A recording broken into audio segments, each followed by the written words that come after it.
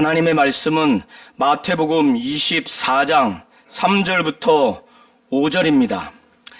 예수께서 감람산 위에 앉으셨을 때 제자들이 종용이 와서 이르되 우리에게 이르소서 어느 때에 이런 일이 있겠사오며 또 주의 임하심과 세상 끝에는 무슨 징조가 있사오리이까.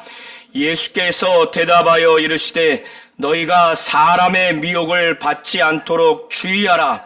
많은 사람이 내 이름으로 와서 이르되 나는 그리스도라 하여 많은 사람을 미혹하리라. 아멘. 하나님은 그리스도를 보내신 분이십니다. 그 그리스도는 바로 예수가 그리스도입니다. 이거를 우리 성도님들이 잘 아신다면 누가 내가 예수고 그래서 내가 그리스도라고 말하는 자가 있다면 우리 성도님들이 그것에 결단코 혼란스럽거나 미혹당하지 않을 것입니다. 예수만이 그리스도예요. 그리스도라고 하는 것은 메시아라는 의미입니다. 그래서 하나님이 오직 그리스도로서 메시아로서 보낸 자는 말씀이 육신이 되어 오신 하나님의 아들 바로 예수뿐입니다. 그래서 예수 그리스도라고 하는 거예요. 그런데 하나님은 이 세상에 과거에도 그렇고 현재도 그렇고 앞으로도 예수의 이름으로 온 자들이 그리고 지금도 존재하는 자들 앞으로도 올 자들이 많다는 거예요. 많이 온다는 겁니다. 그리고 많이 미혹한다는 거예요. 제자들에게 오늘 본문 3절부터 5절을 한번 보시기 바랍니다. 너희가 사람의 미혹을 받지 않도록 주의하라는 거예요. 이 주의하라고 경고의 말씀을 들은 자들이 초신자들이 아닙니다. 예수 곁을 한 달이면 1시간만 곁에 있는 자들이 아니라 늘 예수님과 함께 했던 제자들을 향해서 지금 말하는 거예요. 이 제자들은 누구냐? 예수의 그 말씀 사역을 누구보다 가까이서 듣고 보고 예수가 귀신도 쫓고 죽은 자도 살리고 혈루증 여인을 깨끗게 하고 중풍병자를 낫게 하고 많은 이적과 능력을 행하는 그 치유 사역을 곁에서 가까이서 본 자들입니다. 그리고 주님이 보내게 하셔서 보내심을 받아서 둘씩 짝지어서 복음을 증거하고 또 능력을 행하는 귀신을 쫓고 그런 역사를 했던 제자들을 향해서 사람의 미혹을 받지 않도록 주의하라고 신신당부할 정도면 우리 성도님들이 이것을 경하게 여기시면 안 되는 거예요.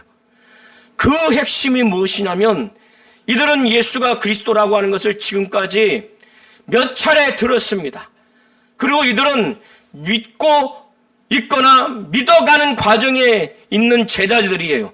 그런데 나중에 많은 사람들이 내 이름, 예수 이름으로 와서 그가 말하기를 나는 그리스도라 하여 많은 사람을 미혹한다는 겁니다. 이런 사람들이 많이 와서 많이 미혹한다는 거예요. 그렇기 때문에 사람의 미혹을 받지 않도록 주의하라는 겁니다. 마가복음과 누가복음 각각 13장과 21장에도 이 내용이 동일하게 기록되어 있는데 보다 자세하게 표현하기를 그때 거짓 그리스도가 와서 내가 그다, 내가 그리스도다 하면서 자기를 따르게 한다는 겁니다. 미혹의 내용이 바로 그걸 따르게 한다는 거예요. 따르지 말라고 하는 겁니다. 과거에도 있었고 지금도 있고 앞으로도 있게 될 것입니다. 예수께서 이 말씀을 하신 배경은 마태복음 23장 39절까지 예수께서는 이제 민족 단위로서 이스라엘은 더 이상의 그들의 죄악성, 사악성이 돌이킬 가망이 없고 그에 따른 형벌을 면치 못할 그런 상황으로 이제 최종적인 판단을 했습니다. 그래서 말씀하시기를 화 있을진저 7번이나 말씀하시면서 23장 37절과 39절을 통해서는 너무너무 이스라엘 민족에 대해서 사랑하는 마음이 있지만은 그들의 죄악성이 너무나 중하고 돌이킬 가망성도 없고 그래서 형벌을 면치 못할 그 이스라엘 민족, 그들을 민족을 통해서 예수가 오셨어요. 그래서 먼저 이방인에게 전하기 전에 이스라엘 민족에 전했건만 그들의 죄악성이 너무나 중하기 때문에 하나님의 뜻이 담겨있고 의가 담겨있는 말씀을 구약 선지자를 통해서 계속 보내서 아들인 예수까지 보냈건만 그들이 한사코했던 것은 이 선지자들을 돌로 치고 막 박해하고 죽이고 그렇게까지 한 겁니다.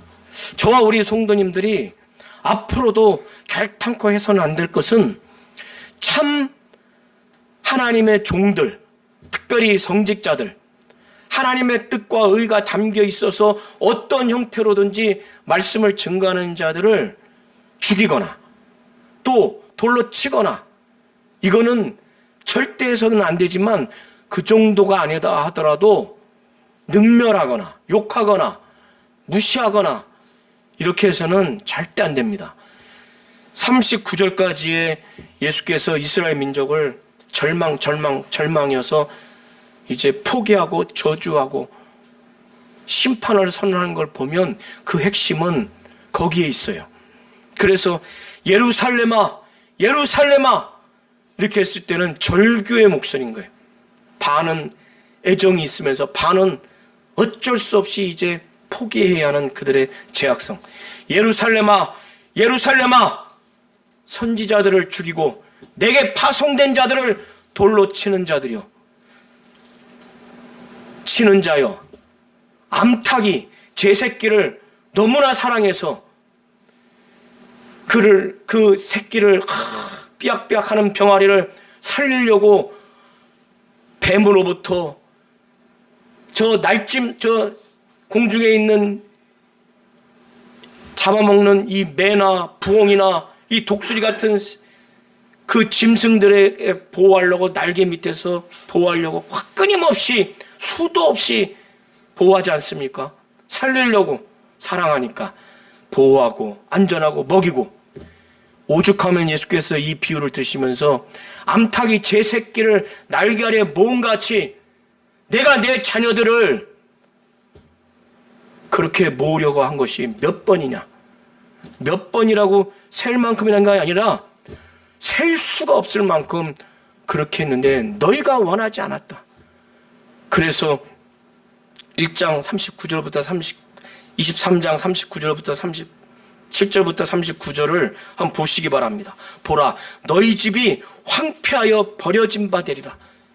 보라, 봐, 너희 집이 황폐하여.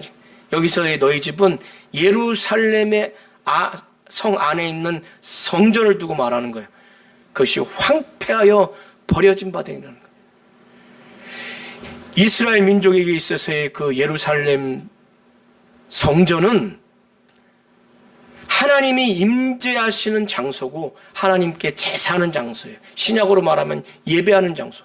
거기 가면은 하나님께 내 죄물을 통해서 정말 제사장이 내 대신, 또 제사장이 1년에 한 번 들어가서 자신들의 죄를 매일과 같이 매년 한 번씩 죄를 없이 하는 그 제사를 드려서 하나님과 만날 수 있는, 죄 용서를 받을 수 있는 곳인데 그 성전이 없으면은 이스라엘 민족은 절망해요. 그들 생각은 성전이 파괴되면 세상은 끝났다, 종말이다. 이게 연관이 돼 있는 거예요. 연관이 되어 있는 겁니다. 예루살렘 성은 일반 다른 국가의 수도가 전쟁에서 함락이 당하면 끝인 것처럼 그 정도가 아니에요. 이것은 종교적인 의미가 있기 때문에 예루살렘 성이 파괴되고 그 안에 성전이 파괴되면 이스라엘 민족은 이미 끝난 거예요. 하나님으로부터 심판받고 저주받고 버림받은 그 징조입니다. 그런데 지금 예수께서 그 말씀을 하시는 거예요. 그러면서 나를 앞으로 보지 못할 거다. 언제까지? 39절에 내가 너희에게 이르노니 이제부터 뭐뭐 할 때까지 나를 보지 못할 것이다. 얼마나 이게 저주예요. 어린아이가 엄마, 아빠를 너 죽을 때까지 나를 볼 수 없어. 무덤에 가서야 날 봐. 이건 어떻게 되는 거예요? 큰 인생의 저주입니다. 마치 육신이 있는 동안에는 다시는 너희가 나를 볼 수 없다는 거예요. 언제 볼 수 있느냐? 주님이 재림하실 때. 그때 많은 자들이 주의 이름으로 오시는 이 찬송하리로다. 주의 이름으로 오시는 이요. 그때는 이렇게 말할 수밖에 없는 그런 상태인 거예요. 모든 피조물들이 믿는 사람은 당연히 그렇게 하고 그때까지는 날 볼 수 없다. 이건 어떻게 되는 거예요? 죽은 다음에나 볼 수 있다는 거예요. 재림 강림 때. 그거는 저주인 거예요. 그런 다음에 이걸 곁에서 들었던 제자들이라면은 유대 종교 지도자들에게 유대인 전체에게 이런 저주 선언을 했으면 왜 예루살렘 성전이 파괴되고 이스라엘 민족이 저주와 심판을 받고 예루살렘 성도 이제 피폐해지겠구나 라는 느낌을 받았으면 제자들은 정신 바짝 차려가지고 정신 차려서 남은 기간 동안 주님을 쫓아가서 이후에 어떻게 사역을 할 것인가, 신앙생활을 할 것인가 정신 바짝 차려야 되는데 예수는 예루살렘 성전을 나왔습니다. 예루살렘 성전을 나왔다고 하는 것은 이제 예수님 입장에서는 성전은 이미 끝난 거예요. 이제 버림받은 거예요. 이제 여기는 파괴될 것은 이제 시간 문제인 겁니다. 예루살렘 성이 함락당하고 이스라엘 전체가 이제 하나님으로부터 저주와 심판을 받는 것. 그러나 개별적으로는 이제 하나님이 이제 그들을 구원하시죠. 개별적인 구원은. 그러나 민족 단위로는 이렇게 저주와 심판을 선언한 겁니다. 그러면 제자들이 취해야 할 자세는 아무리 몰라도 좀 가만히 있거나, 그리고 예수가 무슨 말씀하면 내가 깨달으려고 하고 정신 바짝 차리려고 해야 되는데 그 예루살렘 성전의 그 웅장함, 이 돌이요 어마어마하게 큽니다. 몇 미터 돼요. 넘은 거는 막 길이가 한 12미터. 돌을 깎아서 만든 성전인데 예루살렘 성, 그 성의 6분의 1 크기입니다. 그 성의 6분의 1 크기가 성전 크기예요. 어마어마하게 하겠죠. 거기에 헌물로 꾸미고 그러니까 그 웅장함, 아름다움. 이 제자들은 정신없어요. 그 웅장함과 아름다움을 성전 나가셔서 걸어가시는 예수님을 보고 예수님한테 그거를 좀 보여드리려고 자기들이 너무 웅장함과 그거를 본 거예요. 감람산을 올라가는 과정에서 거의 올라가는 과정에서 그 웅장함을 확 봤겠죠. 감탄. 그래서 마가복음과 마태복음을 제가 종합해서 지금 제가 설명을 드리는 겁니다. 마태복음에는 없더라도 마가복음, 누가복음에는 다 있는 내용을 제가 종합해서 말씀드린 거예요. 마가복음 13장에는 어떻게 나와 있냐면 예수님께 향해서 원의 직역의 의미는 이 큰 돌을 보십니까? 이 굉장한 건물을 보십니까? 그러니까 그들은 그 큰 건물, 그 아주 굉장한 건물에 감탄을 해서 그걸 예수께 보이는 거예요. 그래서 그들에게 예수께서 말씀하시기를 너희가 이 모든 것을 보느냐? 이 돌, 이 웅장한 이 큰 건물과 이것을 보느냐? 날이 이르면 돌 위에 돌 하나도 남김없이 다 무너뜨려지리라. 돌 위에 돌이 하나도 겹쳐지는 일이 없도록 다 무너진다고 하는 것은 완전히 파괴된다는 그 예언의 말씀을 하시는 거예요. 아까 말씀드린 것처럼 유대인들은 예루살렘 성전이 파괴되는 것은 이들은 세상 종말이나 있을 법한 사건으로 여겨서 예루살렘 성전이 파괴되는 것은 세상은 끝이다 라는 그런 생각을 갖고 있기 때문에 제자들이 이 얘기를 듣고 나서 감람산 위에 올라갔어요. 거기서 마가복음에는 네 제자가 물어요. 네 제자가. 이 밑에서는 이 웅장한 건물을 말할 때 한 제자가 나와서 물었어요. 너무 감격해가지고 막 건물이 크고 막 웅장하고 또 건물로 꾸며지니까 막 아름답죠. 그러니까 이 제자들이 정신을 못 차리는 거예요. 정신을. 직전까지 지금 예수님이 이스라엘 민족과 예루살em 성전을 향해서 그 죄악으로 인해서 예루살렘아 이 탄식하면서 그들의 죄악성 때문에 저주와 심판을 선언해야 하는 예수님의 마음은 편치 않았겠죠. 에? 자기 자식과 같은 그런 존재인데, 그 민족인데, 근데 이 제자들은 정신 못 차리고 있어요. 이 웅장한 성전을 향해서 예수께서 이 감람산에 올라가면 이제 성전을 마주대한 위치에 있는 성전이니까 그걸 다 보고 계시는 거예요. 그래서 예수께서 말씀하시기를 때가 이르면 돌 위에 돌 하나도 남기짐없이 다 파괴되리라. 그러니까 이 제자들이 그러면 이 모든 일이 어느 때에 일어납니까? 그리고 그 일어날 전에 무슨 징조가 있습니까? 이 성전 파괴의 때와 그걸 알 수 있는 그 전에 무슨 일이, 그 징조가 있는지, 그 징조. 그리고 아까 말씀드린 것처럼 성전 파괴와 세상 종말은 유대인들은 바로 이어지는 생각을 한다고 그랬죠. 그러면 주님의 재림하심과 세상 끝에는 무슨 일이 일어납니까? 두 가지를 물은 거예요. 물은 거에 대한 답변으로서 구체적인 사건을 말하기 전에 말씀하신 게 뭐냐면 너희가 사람의 미혹을 받지 않도록 주의하라는 거예요. 저와 우리 성도님들의 수준이 아니라 우리 성도님과 저는 예수님 살아계실 때 가까이서 그 예수님의 설교는 대단히 권세가 있습니다. 영감이 있어요. 그 표정이나 그 느낌에서 오는 예수는 하나님의 영광에 막 광채가 막 확 나타나시는 분이에요. 그 정도의 예수님의 말씀을 한 번도 들어본 적 없잖아요. 권위와 권세와 영력과 영감. 가버나움 회당에서 설교하는데 귀신이 막 드러났어요. 죽은 자가 살아났어요. 12년 동안 혈루증 여인이 깨끗함을 받았어요. 죽은 나사로가 살아났고 중풍병자가 깨끗함을 받았어요. 무리를 걷고 제자들은 보고 들은 게 한두 가지가 아니란 말이에요. 네? 그리고 그리스도라고 하는 것을 누구로부터 들은 것이 아니라 예수로부터 들었단 말이에요. 이 정도면은 보고 듣고 한 것이 확실하기 때문에 예수가 그리스도라고 하는 것을 전혀 움직일 수 없는, 미혹당할 수 없는 사람들이에요. 근거가 너무나, 경험이 너무나 확실해요. 말씀 들은 것도 대단하다니까.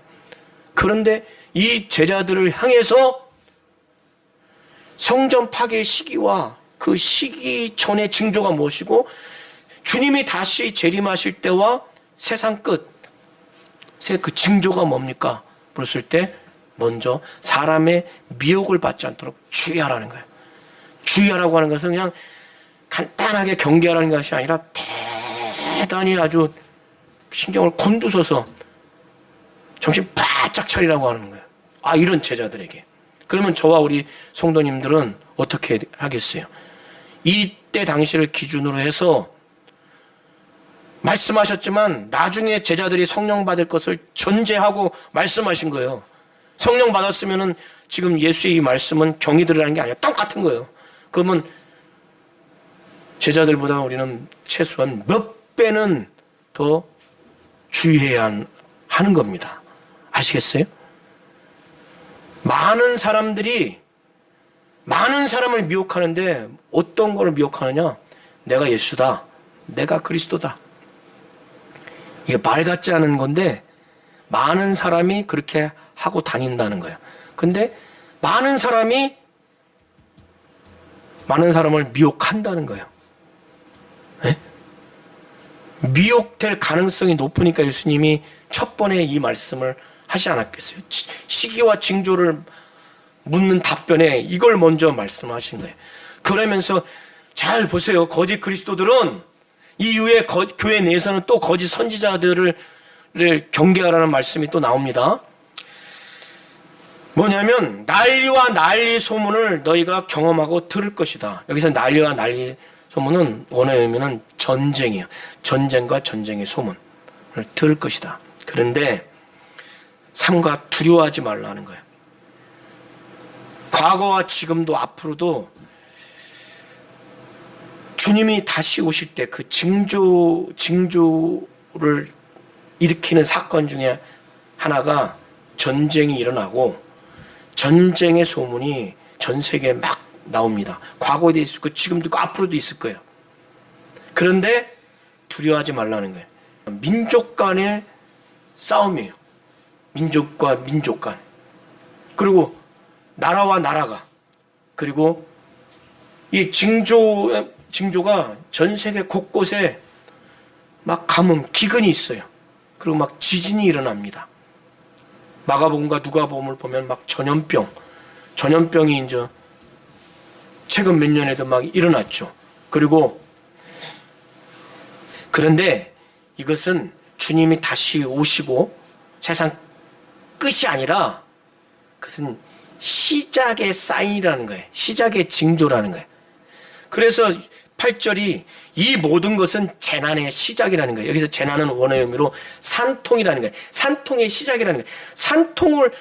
그 산모가 산통을 해서 바로 아이가 출생하는 게 아니잖아요. 계속 산통을 하면 나중에 나오겠구나 하는 징조죠, 징조. 이렇게 재난과 재난의 시작, 민족 간에, 국가 간에, 이것은 산통과 같이 시작을 알리는 것이지 끝이다라고 말하는 게 아니라는 거예요. 산통이지 지금 애가 나온 게 아니란 말이에요. 이해하시죠? 기근과 지진과 막 전염병이 전 세계에 이르렀다고 해서 과거에도 있었고 최근에도 있었고 오늘날도 있고 앞으로도 있을 거예요. 그러나 주님의 재림과 세상 끝은 가까이 오는 거예요. 가까이. 그러나 그 전에 이런 징조가 있는데 두려워하지 말라는 거예요. 이런 거 가지고 거짓 그리스도는 내가 그리스도니까 나를 따르라. 이 모든 것을 말하면서 자기가 그리스도라는 것을 자꾸 미혹하게 한다는 거예요. 이런 상황이 되니까 사람들이 어떻게 돼요?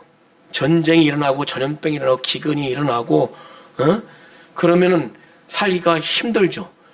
그런 상태에서 이제 믿는 자들이 갖고 있는 그 믿음, 이 예수 이름, 이 예수 때문에 이제 목숨까지 앗아가는 상황이 나옵니다. 그래서 9절부터 이제 14절까지가 믿는 자들 안에서 또 교회 안에서 일어나는 이런 환란을 말하는 겁니다.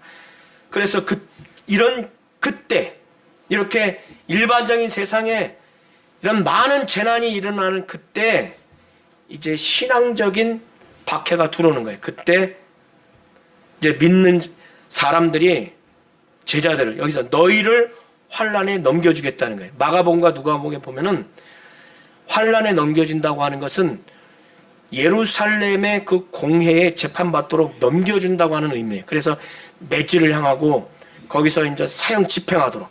그런데 예수께서는 임금과 권세자들 앞에 끌려가는데 그때 얼마나 두렵겠어요. 무슨 말을 할까 염려하지 말라는 거예요. 그때 할 말을 성령이 주신다는 거예요. 이렇게 박해하는 동안에 성령이 막 역사하시는 거예요. 고린도 후서 1장 21절 22절을 한번 보시기 바랍니다.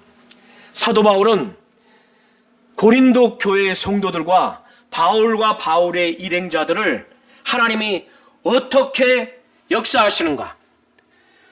우리와 너희를 그리스도 안에서 강건하게 하시고, 그리고 기름 부으신다는 거예요. 구약에 기름 붓는 자는 새 존재인데 왕과 선지자와 제사장을 기름 붓습니다. 그들을 하나님의 종으로서, 하나님이 쓰시는 자로서 세우기 위해서 하나님이 기름 붓는다는 거예요. 믿는 자들을 세운다는 겁니다. 쓰시기 위해서. 그리고 인치신다는 거예요. 돼지와 소의 말의 인치죠. 그 주인의 것이라고 아주 표시하기 위해서 하나님이 우리를 하나님의 자녀라고, 하나님의 것이라고 인치는데, 얘가 내 자녀야, 내 것이야 라고 보증할 수 있는 것을 뭘로 하냐? 보증으로 성령을 마음에 주신다는 거예요. 하나님이 이렇게 하나님의 것으로 성령을 보내주시고, 로마서에 보면 하나님의 사랑을 성령으로 우리 마음에 성령으로 말미암아 부어주셨다고 그랬죠. 성령은 우리 안에서 말할 수 없는 탄식으로 성도를 위해서, 우리를 위해서 기도하시는 분이세요. 하나님의 뜻대로 막 탄식하면서. 이렇게 환난을 당할 때도 성령은 우리 안에서 막 하나님 뜻대로 간구하세요. 탄식하면서 하나님의 사랑을 막 부어주시고, 이렇게 끌려가도 답변할 수 있도록 하신다는 거예요. 이럴 때도 견딜 수 있도록 성령을 받아야 되는 겁니다. 성령은 우리가 치사 선택할 수 있는 게 아니에요. 그리고 성령을 절대적으로 의지해야만이 이 모든 환난에서 이길 수가 있는 거예요. 성령은 이렇게 평상시뿐만 아니라 이렇게 비상시, 환난시 때도 정말 우리가 의지해야 돼요. 그러니까 지금도 성령을 경하게 여기시면 안 됩니다. 거역하고 모독하는 건 당연하거니와 정말 성령께 절대적으로 순종하고 복종하도록, 성령이 지시하시도록, 성령이 무시당하지 않도록, 성령이 막 가르쳐 주시도록, 성령이 막 나를, 내 가정을 막 충만케 하려고 하는데 내가 충만 받지 않는 삶을 원치 않는 삶을 살면 안 돼요. 성령이 충만하고 감동하시도록, 성령이 뜻대로 은사와 열매가 나타내시도록, 그럴 때 성령이 막 역사하시는 거예요. 그때 넘겨주고 너희를 죽인다는 거예요. 제자들의 실제 나중에 다 죽습니다. 사도행전 한번 보세요. 이런 일이 다 일어나요. 그리고 내 이름 때문에 모든 민족에게 미움을 당해요.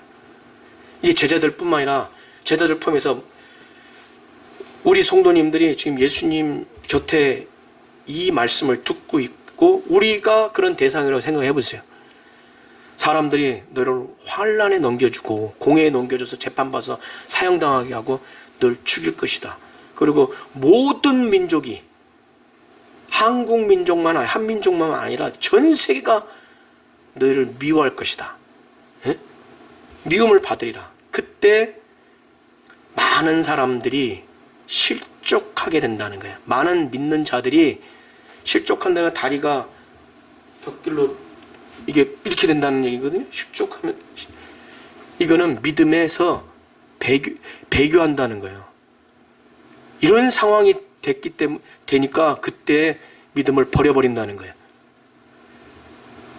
이런 믿음을 배신하는 자들이 교회 안에서 서로 잡아주는 거예요. 서로 잡아준다는 게 서로 힘이 되도록 잡아준다는 게 아니라 서로 넘겨주는 거예요. 자기가 배교했기 때문에 넘겨주니까 이 안에 어떻게 돼요? 서로 미워하는 거예요. 우리는 교회 분쟁 하나만 겪어도 서로 미워하는데 이건 그 수준이 아니에요. 그런데 설상가상으로 11절에 어떻게 돼요? 그때 완전히 믿는 사람들 완전히 배교하고 구원을 받지 못하도록 거짓 선지자가 또 많이 일어나. 11절에. 그래서 많은 사람들을 미혹해 합니다. 나머지 사람 거기까지 견디는데 또 이 견딘 사람들을 또 배교해서 넘어지게 만들어. 이 거짓 선지자. 말씀도 잘 알아요. 성경도 잘 알아요. 능력도 나타나요. 그러니까 참 선지자인 줄 알고 믿고 순종하고 갔는데 믿음을 다 벗겨버렸네. 믿음이 확 미혹돼가지고 거짓 그리스도, 거짓 선지자, 우리가 예수의 말씀을 듣다 보니까 이게 분별될 것 같지만 실생활에서 미혹되면 분별하기가 어렵습니다. 교수도, 인생 경험을 많이 한 사람도, 또 교회에서 성령 받고 직분자도, 심지어 전도사, 목사까지도, 장로, 권사까지도 오늘날도 신천지나 이 거짓 그리스도, 거짓 선지자 이 단체에 미혹되는 사람들이 한두 사람이 아니에요. 예수가 거짓 그리스도와 거짓 선지자를 말할 정도 제자들을 향해서 이게 보통 문제가 아닙니다. 말씀을 잘 알고 능력도 행하고 리더십이 있으니까 미혹당하는 거예요. 그렇게 되니까 어떻게 돼요? 불법이 성하면, 불법이 가득해. 하나님의 그 율법, 하나님의 그 복음, 하나님의 뜻과 의가 담겨있는 하나님의 말씀을 거역하는 것들이 전부 다 불법인데, 이 불법이 성행하니까 그 전까지 하나님을 사랑하고 이웃을 사랑하는, 정말 예수의 사랑으로 서로 사랑하는 것들이 다 식어져 버립니다. 이럴 때 예수께서 제자들을 향해서, 우리 믿는 성도들을 향해서 원하는 건 뭐예요? 끝까지 성령을 의지하고 말씀을 의지해서 이 모든 재난, 전쟁과 이 기근과 이 전염병과 믿는 자들 안에서 배교가 일어나고 정말 이걸 넘겨주고 서로 사랑이 식고 거짓 그리스도와 거짓 선지자들이 막 역사할 때, 그때 오직 성령을 의지하고 말씀을 의지하고 예수를 붙잡고 끝까지 견디는 것, 이 견디는 것밖에 없어요. 그래서 예수께서 말씀하시기를 그러나 끝까지 견디는 자는 구원을 얻으리라. 그리고 마지막 끝이 되는 확실한 그 기준은 뭐냐? 이 천국 복음이 모든 민족에게 증언되기 위하여 온 세상에 전파되게 될 것인데, 그제야 끝이 온다는 거예요. 그 전에 모든 것들은 징조라는 거예요.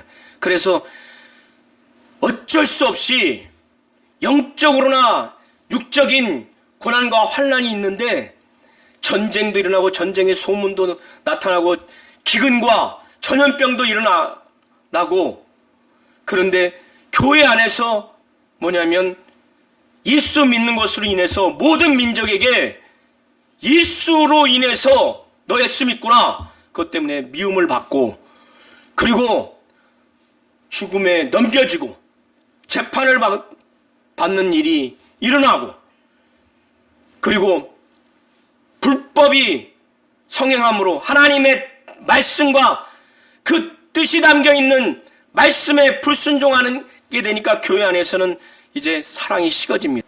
그때 할 수 있는 건 뭐냐? 오직 지금까지 양육받았던 정말 진리의 말씀과 오직 우리 안에 있는 성령을 의지해서 우리를 구원하신 구원자인 예수를 정말 바라보면서 끝까지 견디는 것, 그것뿐이라는 거예요. 언제까지? 복음이 모든 민족에게 증언되기 위해서 온 세상에 전파돼 그때까지. 그리고 그 일을 해나가면서 거짓 그리스도와 거짓 선지자가 보통 아닙니다. 장담하시면 안 돼요. 지금 두 제자들을 향해서도 이 정도로 사람에게 미혹받지 않도록 주의할 정도면 보통이 아닙니다. 오늘날도 교회 안에서 영적 지도자들도 신천지니 어디니 미혹당해서 넘겨가고 그곳에서 또 앞잡이 노릇하고 있어요. 대단히 조심하셔야 됩니다. 하나님은 우리 성도님들이 사람으로 인해서 미혹되지 않기를 원하십니다. 거짓 그리스도, 거짓 선지자로 미혹되지 않기를 원하십니다. 오직 그러기 위해서 예수만이 하나님이 보내신 그리스도라고 하는 것을 잘 아시고, 정말 이 모든 환난과 이 모든 육체의 어려움과 영적인 어려움이 과거에도 있었고 지금도 있고 앞으로도 있을 것인데, 그때 우리가 해야 하는 것은 예수의 말씀 맞다나 끝까지 견디는 것 외에는 없어요.